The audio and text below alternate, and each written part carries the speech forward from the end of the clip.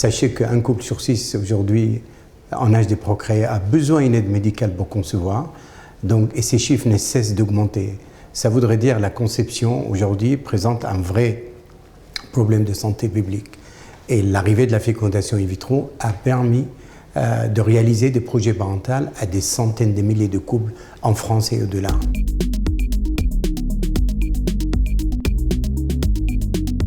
On a fait quelques avancées et je me réjouis que mon groupe soit associé à ces progrès en France, parmi lesquels, il y a une quinzaine d'années, c'était l'arrivée de ce qu'on appelle des milieux séquentiels, des milieux de culture qui permettent de donner à l'embryon en fonction de ses besoins selon les étapes de J0 jusqu'à J5, J6.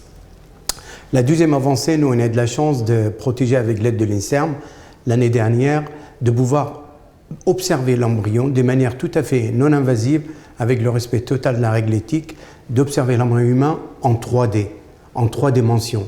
Ça nous permet d'avoir plus de précision, harmoniser cette pratique entre plusieurs praticiens et entre plusieurs centres. Et ça devient plus, je dirais, plus parlant pour le couple. Et ce qui fait qu'aujourd'hui, l'intervention, l'évaluation de l'embryon reste subjective, opérateur dépendant et absence totale de standardisation. Ça en est en progrès et c'est une première mondiale. La deuxième progrès, nous avons constaté récemment que l'embryon cultivé in vitro, il largue de molécules telles que ce qu'on appelle le DNA libre.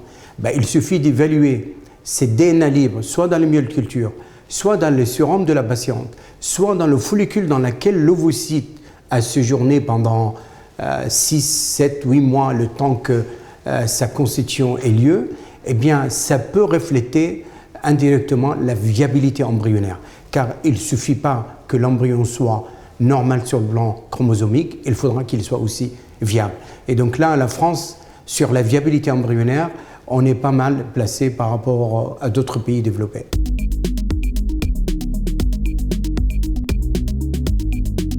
Je crois, malheureusement, le premier frein aujourd'hui en France, c'est cette notion du statut de l'embryon préimplantatoire.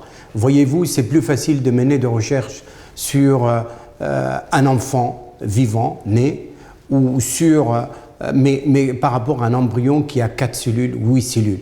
Or, aujourd'hui, sachez qu'un embryon sur 2 obtenu in vitro est écarté totalement, faute d'une qualité compatible avec une congélation. Ça se fait dans l'indifférence globale. C'est-à-dire pour un pays comme le nôtre, ça représente plus de 100 000 embryons. Donc si vous voulez moi je m'adresse à ceux ou celles qui sont contre. Nous, on utilise ces embryons au lieu qu'ils soient écartés sans comprendre. Eh bien, la seule façon, c'est de promouvoir la recherche. In fine, ça nous permet de booster le taux de succès. Donc le coût de revient à la société revient moins important.